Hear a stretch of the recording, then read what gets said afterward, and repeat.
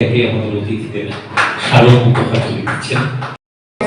মাথা নত করতে হয়েছে, তার একটাই কারণ হচ্ছে যে ভারতবর্ষের যে শক্তি, ভারতবর্ষের সরকার মহোদয়, আপনাকে স্বাগত জানাচ্ছি ডক্টর রতন দেব মহোদয়।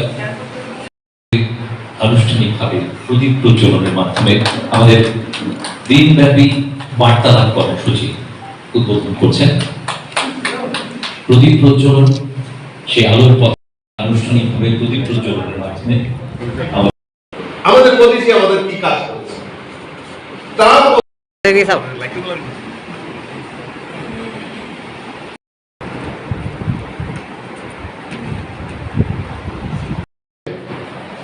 আর সেখানে অনেক ওয়েলনেস স্কিম কেন্দ্রীয় প্রকল্পের মাধ্যমে দেশের সমস্ত নাগরিকদের একত্রিতকরণ করা এবং দেশকে সুরক্ষিত রাখা, সকল মানুষকে সুরক্ষিত রাখার প্রয়াস করা হচ্ছে।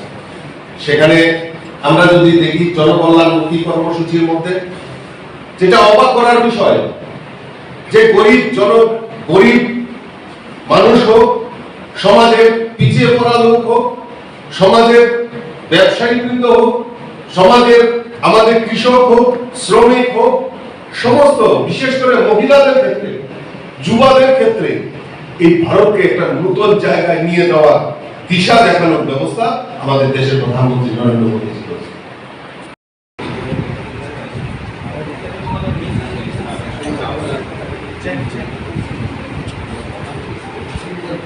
গতিশীল করেছে, আরো বেশি সমৃদ্ধ করেছে, আরো বেশি আত্মবিশ্বাসী করেছে এদেশের মানুষকে। বিগত 12 বছরে আমাদের অনেক ঘটনা, অনেক প্রকল্প, অনেক উন্নতির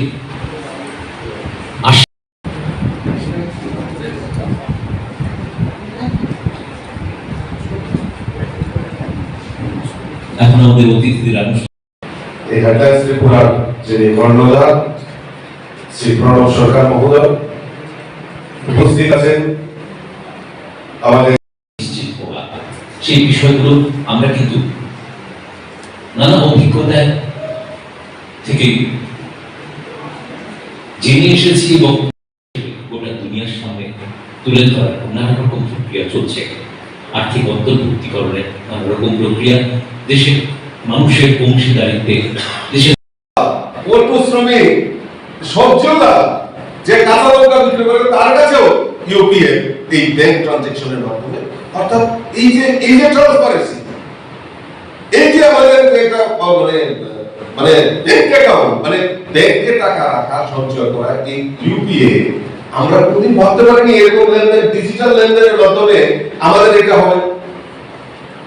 এবং যে কেন্দ্র থেকে যদি বেনিফিশিয়ারিদের টাকা যদি পাঠানো হয়, 100 টাকা পাঠানো হয়, বেনিফিশিয়ারিদের কাছে মাত্র 15 টাকা পৌঁছে। কিন্তু মোদীজি বলেছেন যে না, এখন ডিবিটির মাধ্যমে, অর্থাৎ ডাইরেক্ট ব্যাংক বেনিফিট, গরিবদের টাকা গরিবদের কাছে ওই 100 টাকা মানে 100 টাকাই এসে পৌঁছাবে। মাঝখানে বিচুলি কমিশন বাণিজ্য সব সমস্ত কিছু বন্ধ হয়ে গেছে। এবং আজকাল আমরা ইউপিআই মাননীয় প্রধান শ্রী পিনাকি সরকার মহোদয়,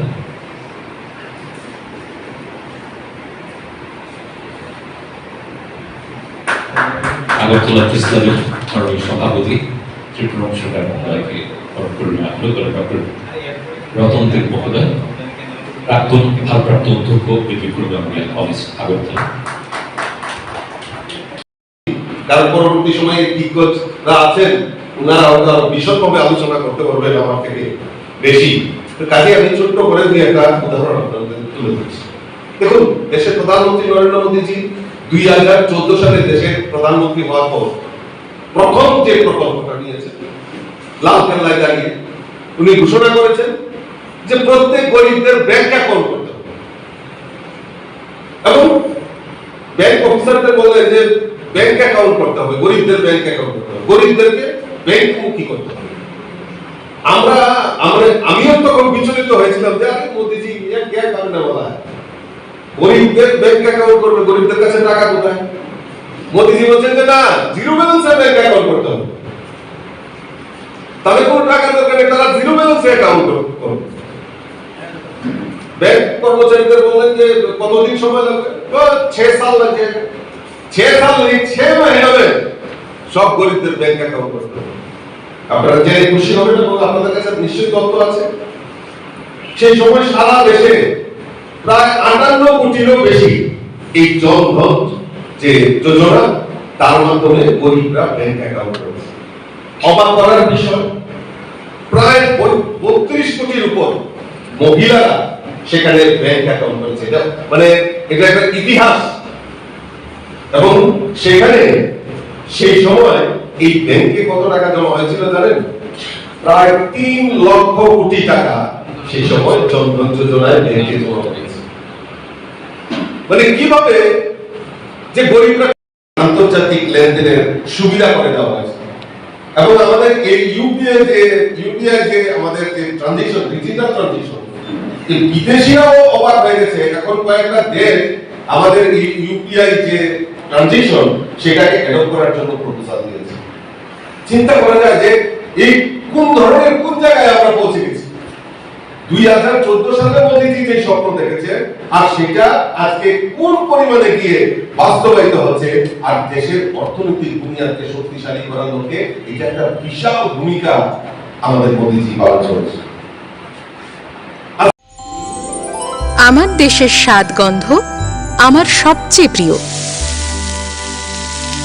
আমার জয় যেমন দেশের জয়, দেশের আনন্দ মানে আমার আনন্দ। লংতরাইয়ের গুঁড়ো মশলা হোক বা সর্ষের তেল, আমার দেশের প্রোডাক্ট। আর সেই লংতরাই দিয়ে রান্না যখন খাই তখন পাই দেশের স্বাদের আনন্দ। সবার সাথে সেই স্বাদের আনন্দ ভাগ করে নেবার মজাই আলাদা। দেশের স্বাদের আনন্দ লংতরাই। লংতরাই, রান্নায় তোমাকে চাই।